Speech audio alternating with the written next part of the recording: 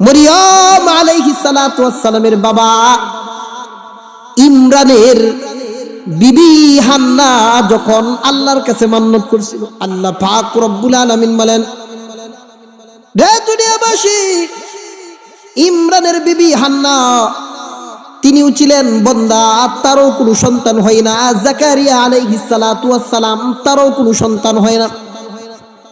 বয়স দুজন প্রায় বয়োবৃদ্ধ হয়ে যাওয়ার কাছাকাছি হয়ে গেছে, সন্তান কারো হয় না। আল্লাহর কাছে মান্নত করলেন, আল্লাহ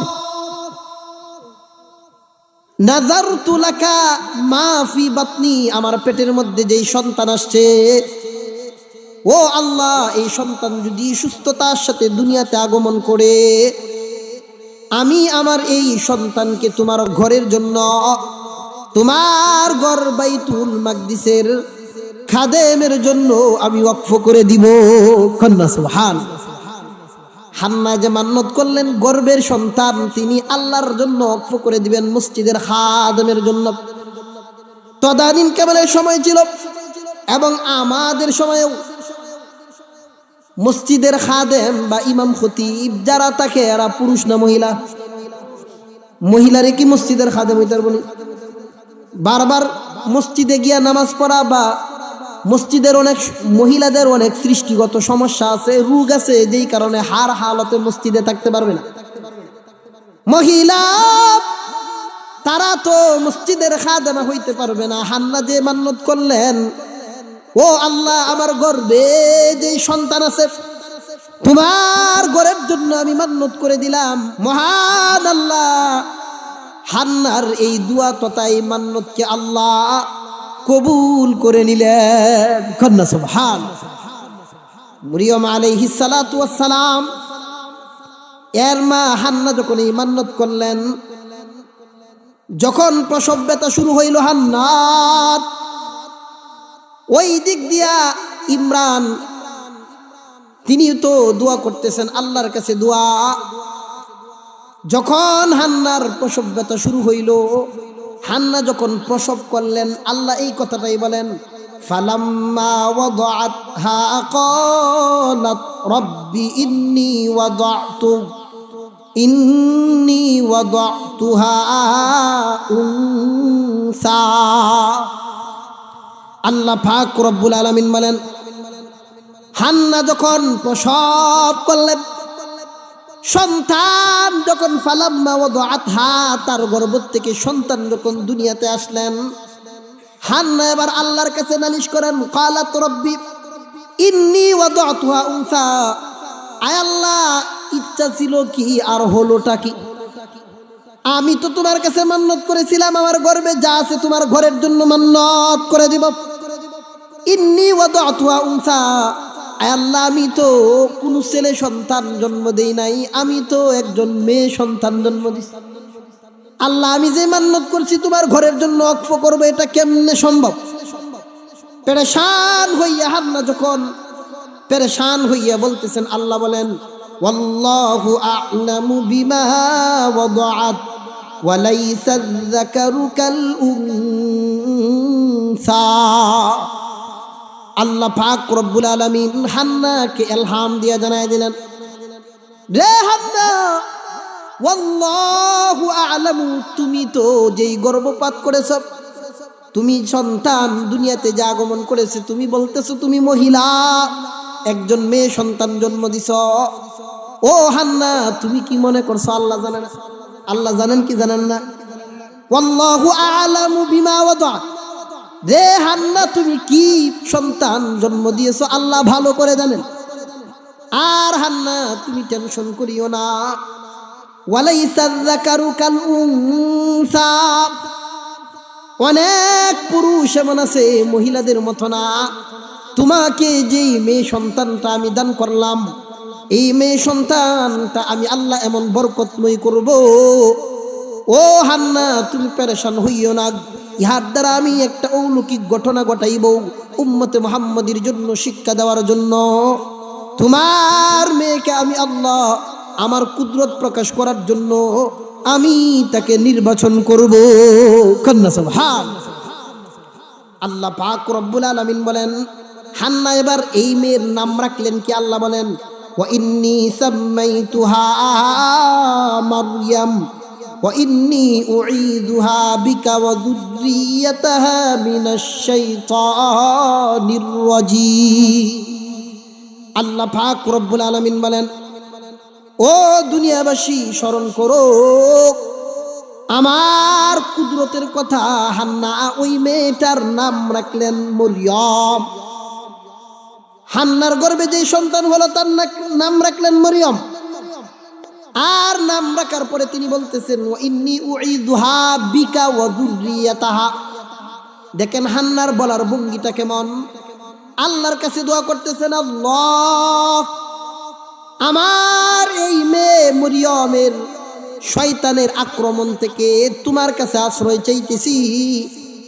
ওয়া যুররিয়াতাহা, এবং এই মরিয়ম থেকে যত সন্তানাদি দুনিয়াতে আসবে তার বংশধর যারা হবে তাদের জন্য তোমার কাছে আমি শয়তানের আশ্রয় চাইতেছি। কন্যা সুবহান। আমাদের জন্য এখানে একটা গুরুত্বপূর্ণ শিক্ষাটা হইল আমরা যখন সন্তান দুনিয়াতে আসবো আমরা আল্লাহর কাছে দোয়া করব, আল্লাহ এই সন্তানকে তুমি হেফাজত করো, সন্তানের বংশধরকে শয়তানের আক্রমণ থেকে হেফাজত করো। আমরা তো শুধুমাত্র সন্তানের জন্য দোয়া করি। কোরআনের শিক্ষা হইল শুধু সন্তানের জন্য দোয়া না, সন্তানের জন্য দোয়া তো করবই, তার বংশ পরম্পরা যারা দুনিয়াতে সবার জন্য যদি দোয়া করেন, মা বাবার দোয়া আল্লাহ সন্তানের জন্য কবুল করে নেন। কন্যা সুবহান। আল্লাহ পাক রব্বুল আলামিন বলেন এই মরিয়মকে এমন ভাবে আল্লাহ কবুল করলেন, ফাতাকাব্বালাহা রাব্বুহা বিকবুলিন হাসানিন ওয়া আমবাতাহা নাবাতান হাসানা। আল্লাহ পাক রব্বুল আলামিন বলেন, রে দুনিয়াবাসী, এই মরিয়মকে আল্লাহ এমন ভাবে কবুল করলেন, তাকে আল্লাহ উত্তম ভাবে লালন পালনের ব্যবস্থা করবেন। এই দিক দিয়ে এক বর্ণনায় হান্নার যখন সন্তান হইল, স্বামী ইমরান দুনিয়ার থেকে চলে গেছে। ইমরান যখন দুনিয়ার থেকে চলে গেলেন, ওই দিক দিয়ে খালু যান, মরিয়মের খালু জাকারিয়া আলাইহিস সালাম তখন বর্তমান হালতে বাইতুল মাকদিসের খতিবের দায়িত্বে আছেন। একদিক দিয়ে তিনি বাইতুল মাকদিসের খতিব, আবার হইলেন পয়গম্বর। জাকারিয়া আলাইহিস সালাতু ওয়াস সালাম হান্না যখন এই মরিয়ম মাত্র, মুফাসসিরিনে কেরাম এক বর্ণনায় বলেন একদিন, কোন বর্ণনায় আসছে 2 দিন, কোন বর্ণনায় আসছে 3 দিন, এই ছোট বাচ্চাকে মসজিদে নিয়ে গেছে খেদমতে দেওয়ার জন্য। কন্যা সুবহানাল্লাহ। 2 দিনের সন্তান কি মসজিদে খেদমত করতে পারবো না? মসজিদে ঝাড়ু দিতে পারবো না? কোনো খেদমতেই করতে পারবে না। কিন্তু নিয়ম অনুযায়ী যেই জিনিসের মান্নত করে ওইটা পুরাটাই আল্লাহর রাস্তায় দিয়ে দিতে হয়। হান্না এবার তার এই শিশু বাচ্চা মরিয়মকে নিয়ে এবার জাকারিয়া নবীর কাছে গিয়ে বলতেছেন, ও জাকারিয়া, এই যে আমার থেকে যেই সন্তান হয়েছে আল্লাহ ইলহামের মাধ্যমে আমাকে জানাইছেন, আল্লাহ ইলহামের মাধ্যমে আমাকে জানাইছেন দুনিয়ার কোন নারী যদিও মসজিদের খাদেমা হইতে পারবে না, মসজিদের খেদমত, মসজিদের সেবিকা বা সেবক হতে পারবে না। মহান আল্লাহ ইলহামের মধ্যে আমাকে জানাইয়া দিছেন আমার এই মেয়ে মরিয়ম মসজিদের খাদেমা হইতে পারবো। কন্যা সুবহানাল্লাহ। জাকারিয়া আলাইহিস সালাতু ওয়াস সালাম বলে, না না, তোমার কথা তো আমি বিশ্বাস করি না। আল্লাহ যদি আদেশ দিতেন তাহলে তো আমি নবী জিব্রাইলকে তো আগে আমার কাছে পাঠাইতেন, ওহী পাঠাইলে তো আল্লাহ আমার কাছে পাঠাইতেন। তোমার কাছে ইলহাম আসছে, এখন তো ওহীর বিধান হইল নারী জাতি মসজিদের খাদেমা হইতে পারবে না। আর এই দিক দিয়ে হান্না বলতেছে আল্লাহ আমাকে বলে দিছেন মরিয়ম খাদেম হইতে পারবো। এখন টক্কর লাগছে নি, ইলহাম আর ওহী টক্কর লাগছে। বুঝে থাকলে বলেন, ইলহাম আর ওহী যদি টক্কর লাগে কোনটা জিতবো? ওহী। ওহী আসে আল্লাহর নবীদের কাছে, জিব্রাইল সরাসরি নেই। ইলহাম হইছে আল্লাহ গায়বী ভাবে আওয়াজ শোনায়া দেয়, মনে হয় যে আওয়াজ শুনছে। তাহলে কোনটা মনে হয় আওয়াজ শুনছে জিতবো, না জিব্রাইল নিয়ে হেঁটে জিতবো? তাহলে ওহি আর ইলহাম টক্কর লাগলে জিতবো কোনটা? ওহি। জাকারিয়া আলাইহিস সালাম বলে, না হান্না, তোমার কথা আমি মানতে পারি না। এই বিধান তো আল্লাহ, আমি নবী যেহেতু এখনো জীবিত আছি, জিব্রাইল আইলে তো আমার কাছে আগে আসতো। আল্লাহ পাক মরিয়মের সম্মান ইজ্জত বাড়াইতে জিব্রাইলকে ডাক দিয়া বলেন, জিব্রাইল যাও দৌড় দেও, এই মুহূর্তে তুমি জাকারিয়া নবীর কাছে ইলহাম পাই ওহী নিয়ে যাও, জাকারিয়াকে জানাইয়া দাও, আমার জাকারিয়াকে জানাইয়া দাও, এই মরিয়মকে দুনিয়ার অন্য অন্য নারীদের মতো না। জিব্রাইল আয়েশা জানাইয়া দিলেন, রে জাকারিয়া, দুনিয়ার অন্য অন্য নারীদের মতো এই নারী না। অন্য অন্য নারী যেই রকম খাদেমা হইতে পারবে না, মহান আল্লাহ আমাকে জানাইয়া দিছেন ভাই। ও জাকারিয়া, তুমি শুনিয়া রাখো, এই মহিলা মরিয়ম, এই শিশু বাচ্চা মরিয়মের মাধ্যমে আল্লাহ তার ঘরের খেদমত আল্লাহ কবুল করবেন। কন্যা সুবহানাল্লাহ। এই কথা যখন জাকারিয়া আলাইহিস সালাম বললেন, এখন ওহীর মাধ্যমে জানছে। এখন আয়েশা মুফাসসিরিনে কেরাম বলেন, তদানীনকাল সময়ের প্রায় ২৭ জন বাইতুল মাকদিসের খাদেম ছিলেন। কন্যা সুবহানাল্লাহ। কতজন? ২৭ জনকে ডাকলেন যে আল্লাহ এবার জিব্রাইলকে ওহী দিয়া পাঠাইছেন, এবার ঘটনা সত্য। এখন এই যে বাচ্চা, বরকতময় বাচ্চা, যার সাথে আল্লাহ দুনিয়াতে আসতেই আল্লাহ ওহী পাঠাইছেন, এটা সাধারণ কোনো বাচ্চা না, সাধারণ কোনো মেয়ে না, বরকতি মেয়ে। এই বাচ্চার লালন পালন কে করবা? বলুন। ওহীর এই কথা শুনিয়া কেউ না নিতে চাইব? সবাই কয় আমি না। এখন তো লাগছে মারামারি, মরিয়মকে নিবে কে, লালন পালন করবে কে, এই নিয়ে পুরো একদম মারামারি ঝগড়াঝাটি শুরু। আল্লাহ পাক রব্বুল আলামিন জাকারিয়ার কানে কানে বলে দিছে, ও জাকারিয়া, তুমি তো মরিয়মের খালু জান, লালন পালন তোমারে দিয়েই করাবো, কিন্তু তুমি যদি নেওগা তাহলে অন্যরা কইব জুলুম করছো, যে বেটার পাওয়ার আছে, নবী এই জন্য নিছে না। যিনি নবী হন উনি তো তদানীনকাল সময়ের প্রধান, ওহী বা বিধিবিধান শরীয়ত তো উনি আদেশ করবেন। তুমি যদি নেও তাহলে সাধারণ মানুষ এরা কষ্ট পাইব। আমি যেভাবে পন্থা বইলে দেন ওইভাবে তুমি একটা লটারি দিবা, লটারির মাধ্যমে যে বিজয়ী হবে সেই মরিয়মের লালন পালন করবে। কন্যা সুবহানাল্লাহ।